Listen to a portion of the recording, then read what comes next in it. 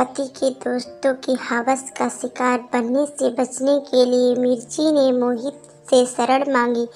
अरे भाई रुको जरा, सब्र करो, उड़कर नहीं आएंगे, बंदा चलकर ही आ पाएगा। मोहित बड़बड़ाते हुए सीढ़ियां उतर रहा था। उसने दीवार घड़ी पर नजर डाली। रात के 2:20 हो रहे थे। सोच रहा हूँ जहांगीर का घंटा लगवा लूं, ऐसे ठोक ठोक कर तो लोग दरवाज़ा तोड़ देंगे। बेल तो किसी को नजर आती ही नहीं। मोहित पीडियाट्रिशियन था, बच्चों का डॉक्टर, और उसे अक्सर ऐसे हालत से दो चार होना पड़ता था जब घबराए माँ बाप छोटे बच्चों को लेकर रात बिरात घर आ जाते थे।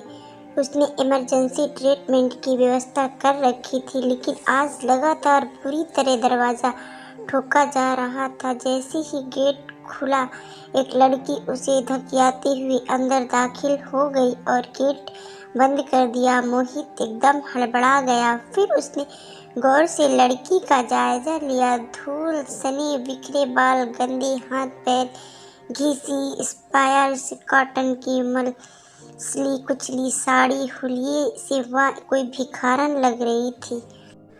पर उसकी बड़ी बड़ी काली आंखें, सुतवा नाक, कमर के नीचे तक लहराती चोटी, दमकती रंगत भरे होठ उसे कहानियों की जादूगरनी की याद दिला रहे थे, जो आधी रात को दरवाज़ा खटखटाती थी और किसी को भी अपने सम्मोहन में बांध लेती थी। कौन है आप, क्या काम है? अब वह थोड़ा परेशान, थोड़ा सावधान हो गया था और सीसीटीवी फुटेज के लिए स्क्रीन ऑन न करने पर खुद को कोस रहा था। कुछ गुंडे मेरा पीछा कर रहे हैं, प्लीज़ मुझे यहाँ कुछ देर बिताने दीजिए, सुबह चली जाऊँगी। उसकी आवाज़ भीगी हुई थी। देखिए, अगर यह आपकी कोई चाल हुई मेरे घर में रेकी करने की और आपकी गैंग बाहर सिग्नल का इंतज़ार कर रही है, तो मैं बता दूं, आप कैमरे की निगरानी में हैं और मैं पुलिस को कॉल कर चुका हूं, कुछ ही देर में आती होगी। मोहित ने आवाज़ में भरा कस कॉन्फिडेंस लाने की कोशिश की। जी बेहतर, बस इतना कहकर उसने नज़रें झुका ली, फिर लपक कर पीछे की दीवार से सटे पर्दे के पीछे धम्म से जा बैठी। अरे क्या कर रही हैं आप, पुलिस आ रही है ना, तब तक प्लीज़ बैठ जाने दीजिए। अब मोहित के समझ में नहीं आ रहा था कि सिचुएशन कैसे हैंडल करे। वह खामोश सा कमरे के बीच में खड़ा था। ऐसे ही 7-5 मिनट बीत गए। थोड़ा सा पानी मिलेगा, उसने धीमे से कहा, तो वह एकदम से होश में आया। ओके, मैं पानी लेकर अंदर आऊँगा। इतनी देर में आप बाकियों को अंदर बुला लेंगी या मुझ पर हमला कर दोगी? यह टीका बहुत पुरानी हो चुकी है, आप कुछ और सोचिए। जवाब में वह बस एक ठंडी आह भर कर रह गई। अरे आप तो सच में दूसरी ट्रिक सोचने बैठ गई।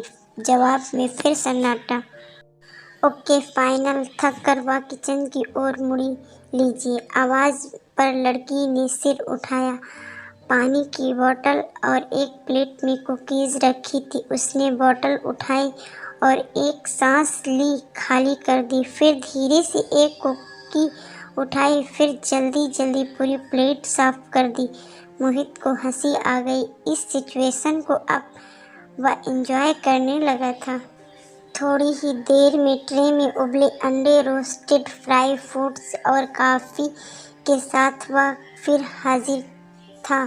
लड़की ने वह भी खा लिया। हो सकता है मैंने इसमें नशीली दवाई मिलाई हो। तुमने सब खा लिया? मैं अब खुद को हालत और आपके भरोसे छोड़ चुकी हूँ। जो होना हो जाएगा। खा पीकर उसमें थोड़ी जान आ गई थी। क्या आप वॉशरूम यूज़ करना चाहोगी? मेरी ही कुछ लोअर टी शर्ट रखे हैं, साफ़ सुथरे कपड़े पहन लेंगी तो बेटर फील होगा। इस मेहरबानी की वजह।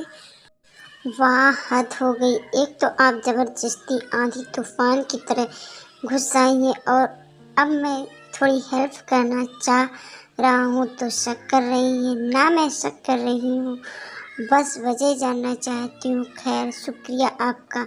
न जाने कितनी देर वह शावर के नीचे खड़ी रही। न जाने क्या था जो रगड़ रगड़ कर छुटाना चाहती थी देह से, लेकिन जो मन में धंसा था पानी से कैसे छूटता। करीब घंटे भर बाद वह आई।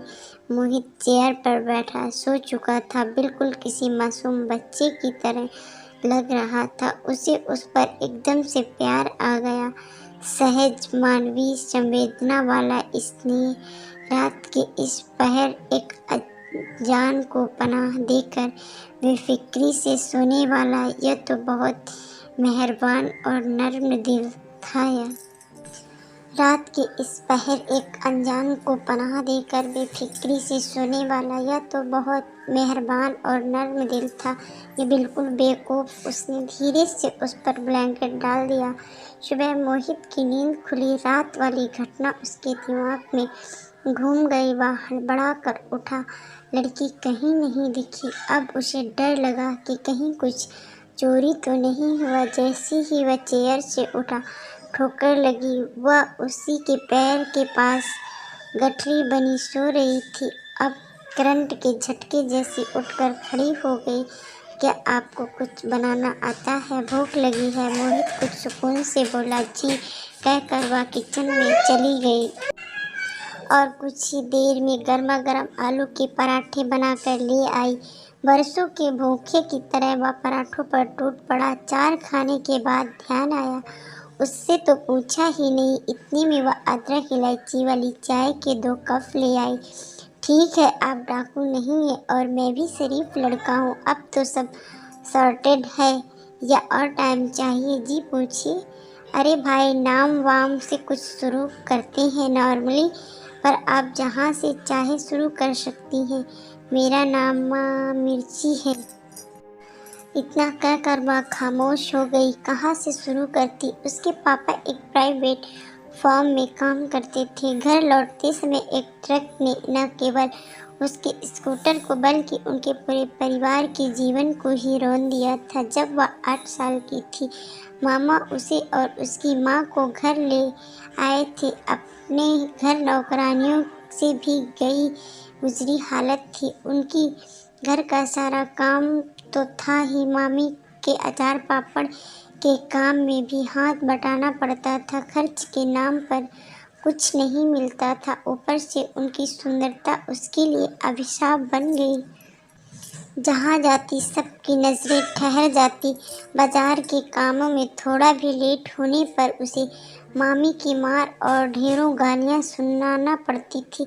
आवारा, बदचलन, मदखोर, ये सब वह तब से सुना रही थी जब उसके इनके मतलब भी नहीं पता थे। तब वह भी पलट कर जवाब देना सीख गई थी, चाहे मार की रफ्तार दुगनी हो जाती। उसकी तेज़ जुबान की वजह से उसका नाम मिर्ची पड़ गया था। इसका फ़ायदा भी हुआ, आस पास के गुंडे बदमाश उसे परेशान करने से बचते थे ना, नहीं तो सारे राह कानों से खून निकाल देने वाली गालियाँ सुननी पड़ती थी। फिर उन्हें उसके 18 की होते होते माँ भी साथ छोड़कर पिता से जा मिली।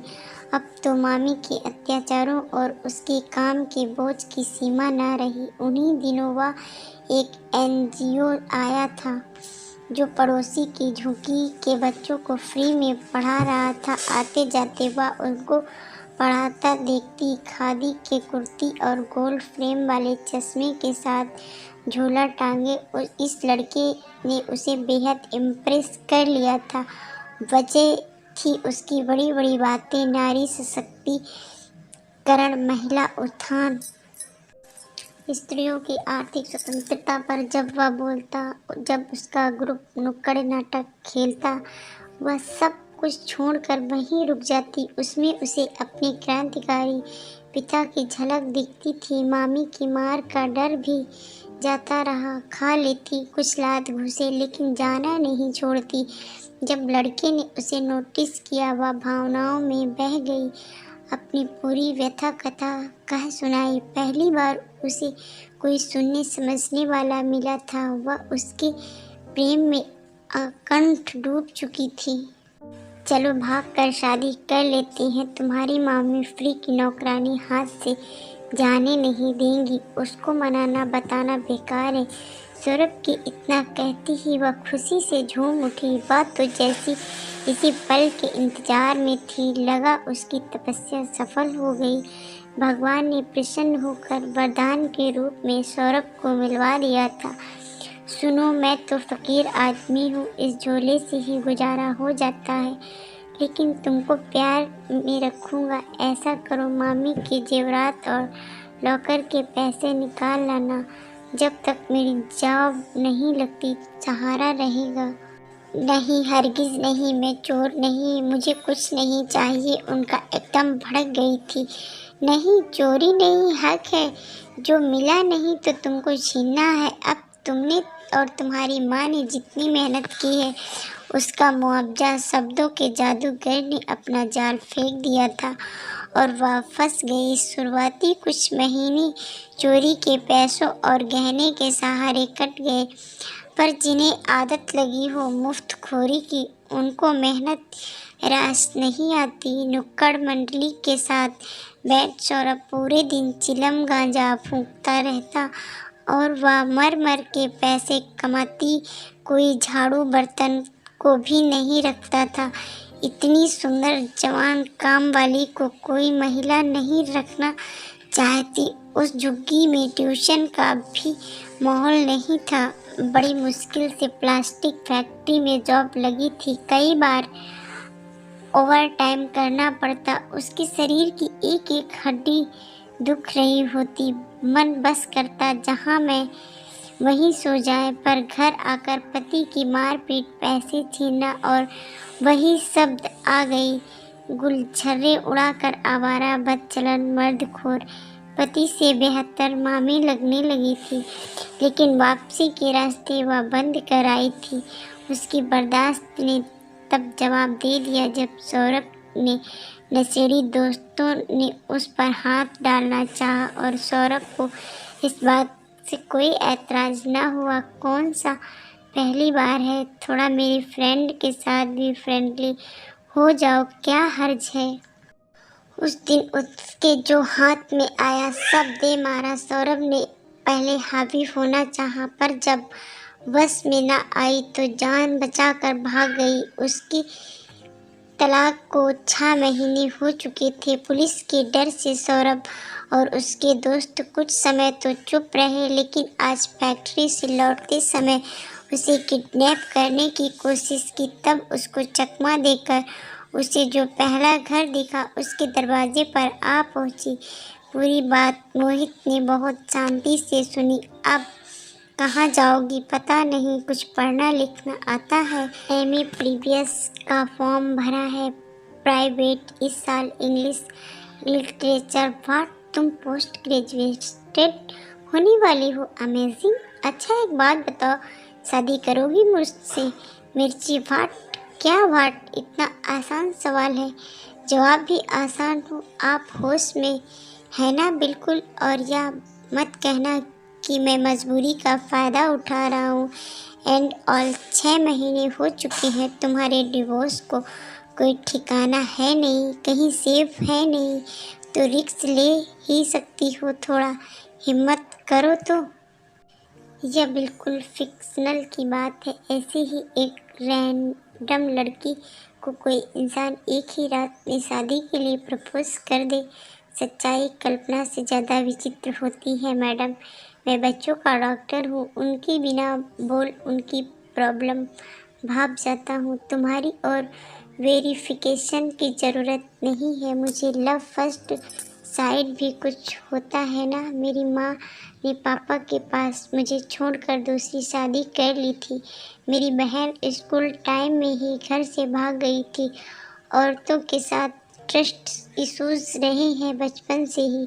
खून के रिश्तों पर भी भरोसा रहा नहीं। शादी का कभी सोचा नहीं। बहुत निखरा हूँ।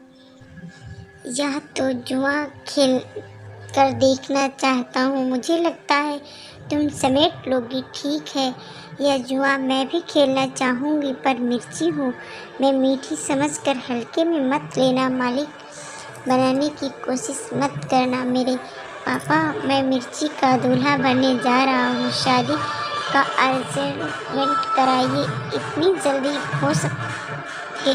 मोहित पापा को फ़ोन लगा रहा था, पर उधर शायद नेटवर्क प्रॉब्लम थी। मिर्ची नहीं, माही। मेरे पापा ने यही नाम रखा था, मेरा ससुर जी को यही नाम बताओ।